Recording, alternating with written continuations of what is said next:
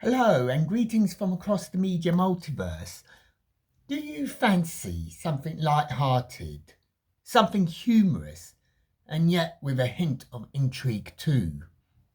If you do, why not give the 1978 version of The Hound of the Baskervilles, starring Peter Cook as Sherlock Holmes and Dudley Moore as Dr. Watson, a whirl?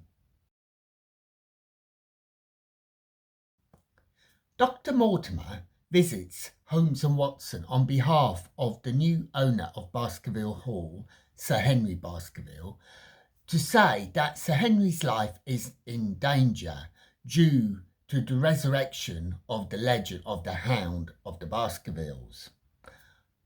Sherlock Holmes is unable to take on the case, but sends Dr. Watson to investigate. And in Dartmoor, Dr. Watson meets a collection of characters, surely one of whom must be behind this plot to kill Sir Henry Baskerville.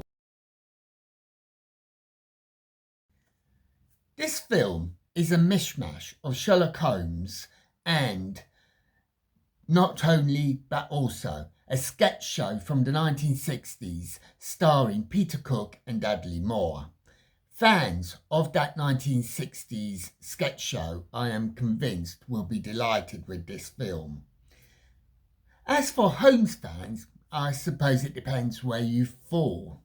On one hand, you could be impressed at how much of the novel is retained, but on the other hand, you could be distressed at the amount of novel that is so distorted.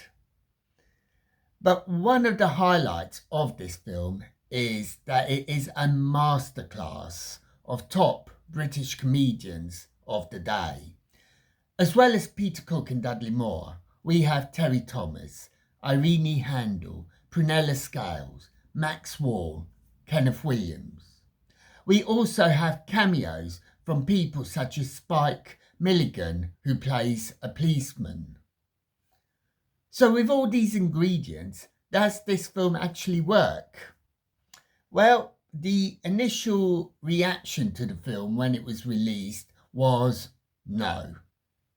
People did not like it at the time of its release in the late 1970s. And unlike other films, its reputation has not been enhanced over the decades. People still view it poorly to this day. But is that a fair view of the film? Certainly, as a Sherlock Holmes film, it falls down, despite sticking to the overall plotline of the book and including many of the quotes and characters and settings from the novels. But at a British farce, however, it works admirably, at least for me. Holmes and Watsons have been spoofed many times, and I am sure they will continue to be spoofed in times to come.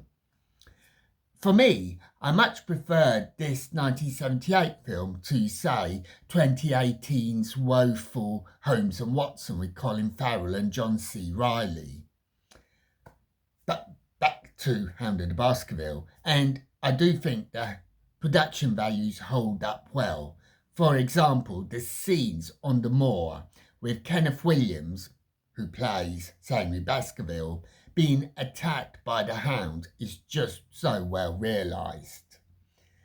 And also of note and praise is Dudley Moore, who plays numerous roles.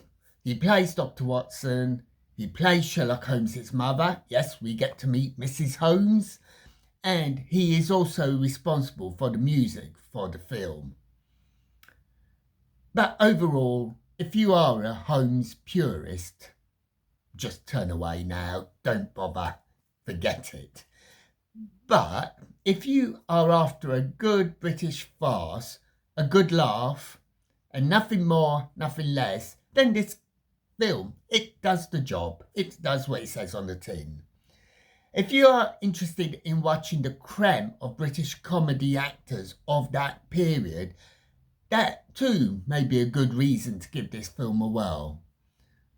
But remember, despite my relative positivity about this film, the majority of you is don't bother with it.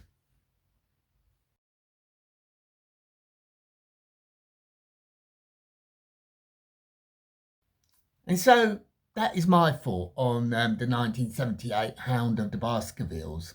Have you seen it? Which side of the fence do you fall on? Do you like it? Do you dislike it? Do you think it's a wasted opportunity?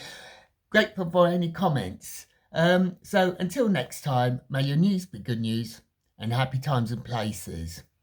Farewell.